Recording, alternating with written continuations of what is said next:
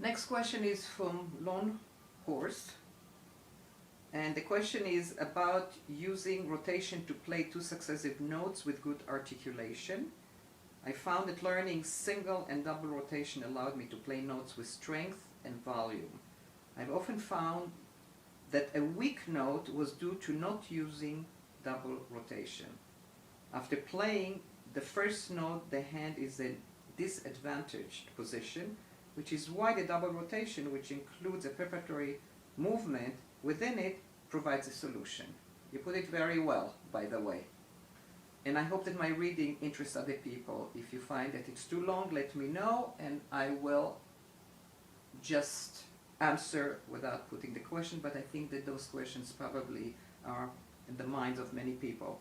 I found, however, that it was necessary to use sound imagination to use this to control the transfer of weight from one finger to another, and to control the release of the first finger from its key so as to get, for instance, a staccato or legato as intended. So the question is, can you comment on this? Is it transferring the weight that produces rotation? And is sound imagination part of the thumb one method? So I think that what you mean is that when you go, and if you don't have the double rotation, very often people think rotation is something that kind of rolls, just rolls over. That's not rotation.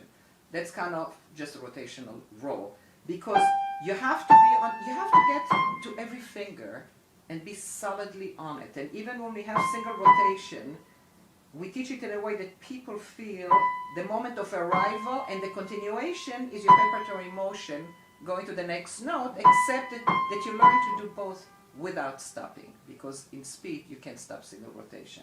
So that has to be shown. So absolutely, if you don't stop when you're going to go, this is a single, if you're going to go, it has to be a double rotation. The finger before it to be solidly down, small preparatory motion, which takes you to where you have to go.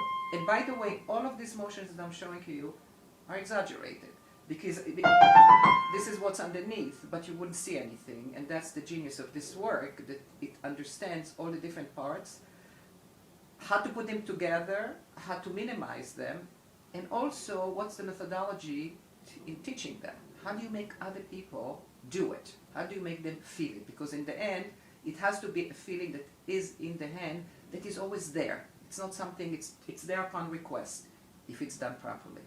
If there's the correct freedom, the correct timing for single and double rotation is crucial. You could be rotating very well, but you could be going like backwards and so on. So completely right what you're saying, that if you don't do it, you don't stop, and you don't feel it, you're going to feel weak.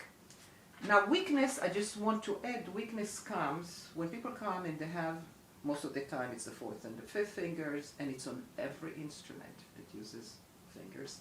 Same story. Sometimes it's other thing, it's just a general feeling of weakness. Weakness is not that you have weak hands, that you have weak muscles. Weakness comes from isolating, and there are many ways to isolate. But there's one way to feel connected. So the moment, if you drop and you put the forearm, and a person is, sometimes we have to say, people are so tight, let the forearm put the finger down, because the finger is already acting, is already ready to play by itself, even though we're thinking the forearm. So there's a whole pedagogy here. But when people feel the coming together and the slight give, the slight let go from the forearm that we don't see, but we feel. The moment you do that, those fingers feel strong. So the moment a person can come for a lesson feeling some weak fingers, the strong don't feel so good either, but the weak fingers, and we connect, you connect it properly, and they're strong. So there's nothing wrong with the hands. What's wrong is how we use it. And that's the story of all of these problems. So that you can do rotation and land somewhere else, or you can do rotation and turn at the wrong time. So all of that is the role of the teacher. A good teacher to notice that all of that is happening, because when the beginning is done right, it's very easy to move ahead. It seems like it's taking too much time, it's slow and everything, but it's a slow that then you are rewarded by what's coming next. is moving in a much quicker way, and a lot of natural things. This is what's underneath the natural technique. A lot of things just happen by themselves without the people feeling it. I see very often in and out happening. It's not maybe consistent, but already the body is doing it because it's already educated, to do certain things correctly.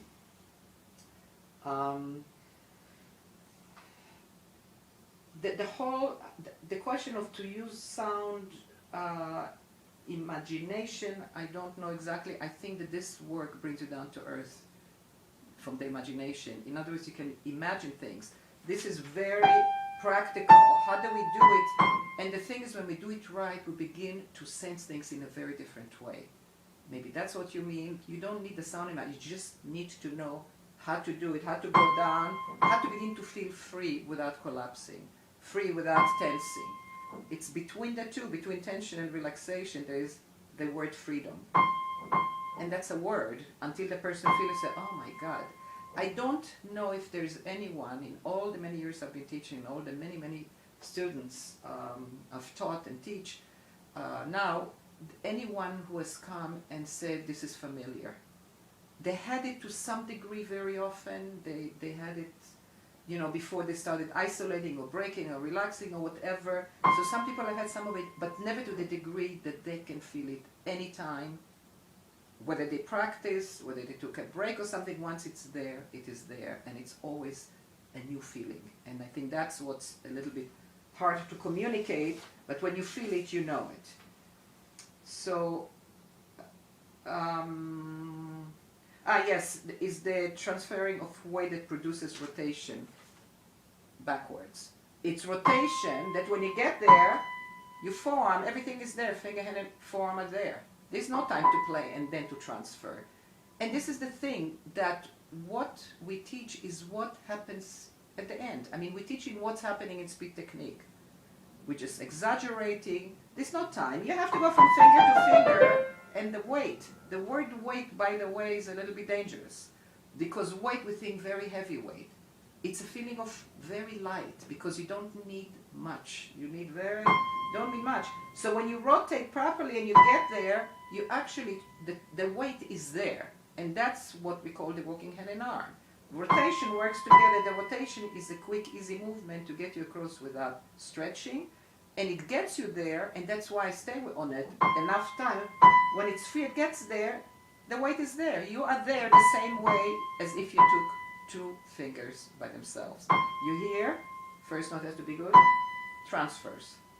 You go there, you're there. You don't have to do the transferring. The motion does it for you.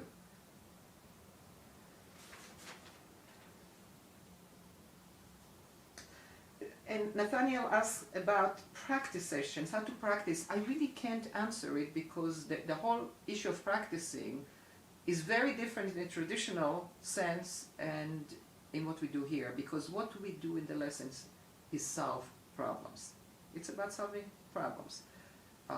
What it is today may not be what's there next week or next month or 6 months, because you get better and better and better. It's like building up, and it's there, and it moves, and pieces become easy to play. So the whole practice is, at the beginning, is really what you're learning. It's just like doing things like that, getting the rotation. At the beginning, there's not much practicing. As we apply it to passage work and then to pieces, then you can begin to practice more. So I can't answer it, because the practicing is very different in what we do here. You practice what you learn, you bring it to the teacher, and you say, this feels good, I'm ready for, and I can see it's ready for the next thing. But sometimes people come with such deep injuries, I have to stay on something, for a few weeks until the feeling is right, so there's not that much to practice.